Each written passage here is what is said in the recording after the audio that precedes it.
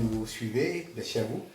Bonjour Luc. Bonjour Mehdi. Ça va? Oui. Nouvelle parabole? La lampe. Bon ben, laisse la place Luc. Avec la lumière, la lampe. Dévoiler les choses cachées. Matthieu 13, Jésus dit à la foule toutes ces choses en parabole. Et il ne lui parlait pas sans parabole, afin que s'accomplisse ce qui avait été annoncé par le prophète. J'ouvrirai ma bouche en parabole, je publierai des choses cachées depuis la création du monde. Alors c'est une question qui a été posée plusieurs fois dans les émissions précédentes. Pourquoi les paraboles? Donc ici on a une raison de plus. Bon, c'est surtout, c'est pourquoi caché? Pourquoi la création? Alors les choses cachées. Les choses cachées de toute éternité, depuis la création du monde. Oui. Parce que nous sommes dans les apprentis de Dieu. Et depuis la chute dans le jardin d'Éden, Dieu a, on peut dire, un chemin pédagogique avec l'humanité.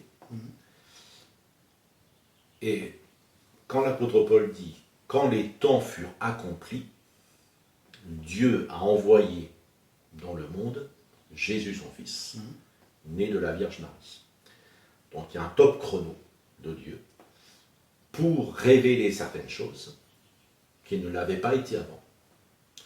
Mais Asaph, le prophète qui a écrit le psaume 78, parce que ce que Jésus dit, j'ouvrirai ma bouche en parabole, je publierai des choses cachées depuis la création du monde, c'est une citation du psaume 78, du prophète Asaph. Et c'est là que les choses cachées depuis la création du monde vont enfin être dévoilées. De même, Dieu avait dit au prophète Daniel, tiens ces choses scellées jusqu'à la fin. Parce que ce qui t'est révélé, ce sont pour des temps lointains. Donc Daniel avait une compréhension beaucoup plus grande que tous les autres serviteurs de Dieu de son époque. Mais lui-même n'en a pas saisi toute la portée. Et de toute façon, même s'il en a saisi plus qu'il n'en a écrit, Dieu lui a dit, tu ne l'écris pas. Tu ne l'écris pas, parce que c'est des choses qui seront dévoilées à la fin. Donc voilà, ça fait partie de la manière d'agir de Dieu. D'accord. Et Jésus est le nouvel Asaph, l'auteur, le fameux auteur du psaume 78. Et donc Jésus va parler en parabole. Mais je reviens quand même sur Asaph, parce que Asaph avait une volonté, quand on lit le psaume 78 complètement, il raconte l'histoire d'Israël et toutes ses chutes successives, mais aussi la manière dont Dieu lui a fait grâce. Mais surtout, il insiste sur la transmission. Ce que nous avons entendu, ce que nous savons, ce que nos pères nous ont raconté, nous ne le cacherons pas à leurs enfants. Nous dirons à la génération future les louanges de l'Éternel et sa puissance et les prodiges qu'il a opérés. Il a établi un témoignage en Jacob. Il a mis une loi en Israël et il a ordonné à nos pères de l'enseigner à leurs enfants pour qu'elle soit connue de la génération future, des enfants qui naîtraient. Et que devenus grands, ils en parlent à leurs enfants, afin qu'ils mettent en Dieu leur confiance, qu'ils n'oublient pas les œuvres de Dieu et qu'ils observent ses commandements, afin qu'ils ne soient pas comme leur père, une race indocile et rebelle, une race dont le cœur n'était pas ferme et dont l'esprit n'était pas fidèle à Dieu. Donc il y a un jeu entre le début du psaume, je publierai des choses cachées depuis la création du monde, et puis nous ne leur cacherons pas. Les pères ne cacheront pas à leurs enfants, et les enfants à leurs petits-enfants, et les petits-enfants à leurs arrière-petits-enfants. Donc ça parle vraiment de transmission. Et les choses cachées, bien, Jésus les a dévoilées, et les apôtres les ont transmises. Et maintenant c'est consigné dans nos Bibles. Oui. Alors là j'ai relevé 3 paroles de transmission. D'abord Jésus qui dit en clair, mais je vais quand même le préciser parce que Marc 4, il n'est rien de caché qui ne doive être découvert, rien de secret qui ne doive être mis à jour. Alors, quand j'étais gamin, je n'aimais pas ce verset-là. Pourquoi? Parce que quand je faisais une bêtise, on me disait Dieu est bien capable de le dire à mes parents. Rien de caché qui ne doive être découvert, il n'y a rien de secret qui ne doivent être mis à jour. Donc c'est pour ça que tu n'aimes pas ce verset. Je n'aimais pas ce verset. Mais maintenant tu l'aimes bien maintenant. Oui, parce que j'ai compris que c'est pas de ça que ça parle. Tu connais le vrai sens. C'est pas ça que ça parle, justement. C'est les choses cachées du psaume 78, les choses cachées depuis la création du monde. Et c'est ce que Jésus est venu découvrir. Elles ne sont plus cachées. Caché. Faut dévoiler. Ce qui était caché avant la venue de Jésus n'est plus caché. D'ailleurs, Jésus va dire à la fin de son ministère terrestre, « Je vous ai tout annoncé. Hein, vous êtes mes amis, je ne vous ai rien caché. » Donc il n'y a plus rien qui soit caché. On ne comprend pas tout, attention, hein, soyons pas des orgueilleux. Mais voilà, ces paroles ne concernent pas les péchés cachés, l'œil de Caïn de Victor Hugo. Hein, et l'œil regardait Caïn, et Caïn a été poursuivi par l'œil de Dieu sur sa faute. Non, c'est pas de ça que ça parle. Ça parle justement des glorieuses révélations que Jésus est venu nous apporter, de l'immense portée de l'amour de Dieu, et du salut qu'il donne, et du royaume de Dieu qui vient. Et c'est ces choses-là qui sont les choses cachées, qui doivent être découvertes. Et quand l'évangile est annoncé dans un pays, le langage biblique, c'est de dire que le pays est dans les ténèbres. Oui. Dans les ténèbres de l'idolâtrie, dans les ténèbres de la crainte, dans les ténèbres des démons, etc. Et l'apôtre Paul dit, à celui qui peut vous affermir selon mon évangile et la prédication de Jésus-Christ, conformément à la révélation de mystères cachés pendant des siècles. Donc il est porteur de la révélation du mystère caché pendant des siècles. Mais il n'est plus caché ce mystère.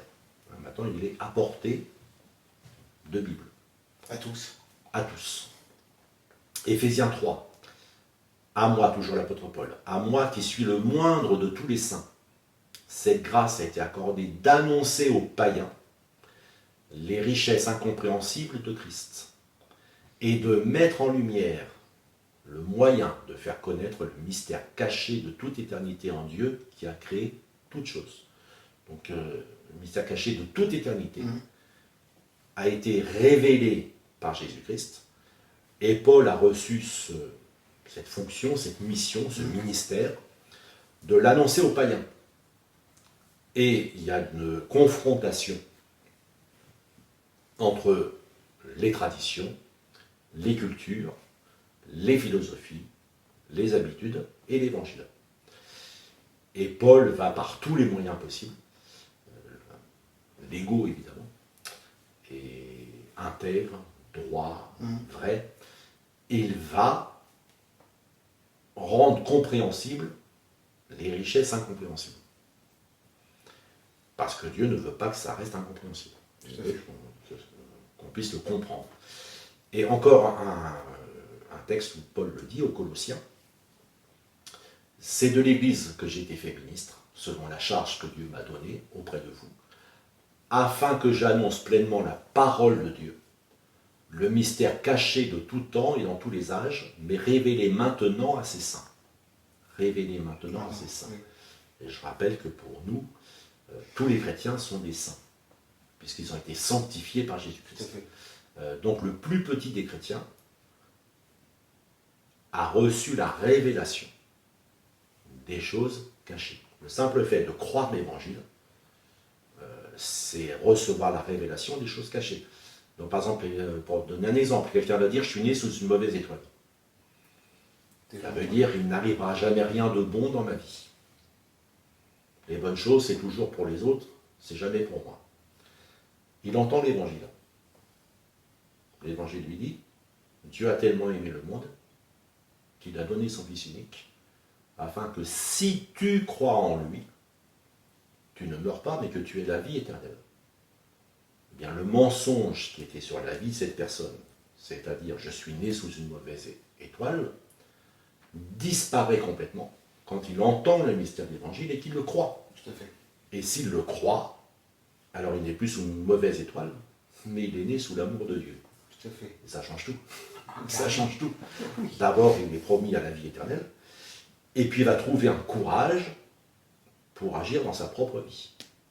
Avec l'aide de Dieu, bien sûr. Bien sûr, toujours. Mais au lieu de se sentir victime toute sa vie de forces incontrôlables, il sait que maintenant, dans la communion avec Dieu, il peut mener sa vie. Alors cette transmission, il y a des freins. Il y a des freins. Et Jésus a donné une parabole. Apporte-t-on la lampe pour la mettre sous le boisseau ou sous le lit? N'est-ce pas pour la mettre sur le chandelier? Car il n'est rien de caché qui ne doive être découvert, rien de secret qui ne doive être mis à jour.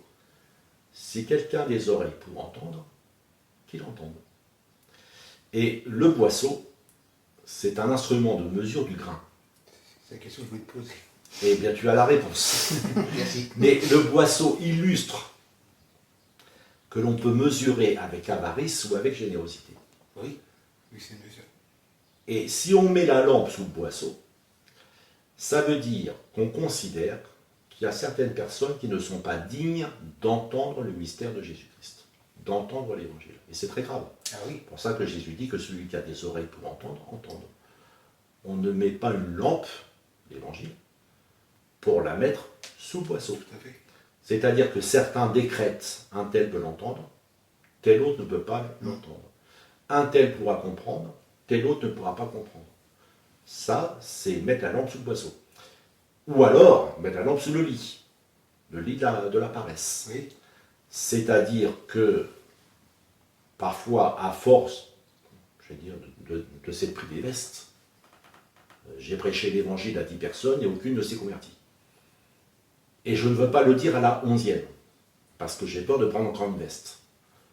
Eh bien ça, c'est mettre la lampe sous le lit. d'accord. Le lit de la paresse, D'accord. le lit de l'amertume, le lit du découragement. Donc Jésus, par cette simple parabole, nous avertit. Nous les chrétiens. Ce n'est pas une parabole pour les païens.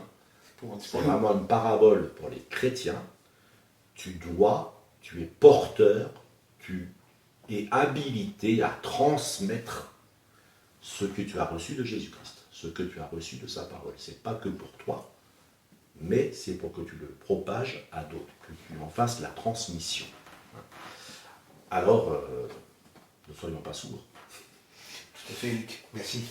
Merci de nous avoir écoutés et regardés. Que Dieu vous bénisse. À la semaine prochaine.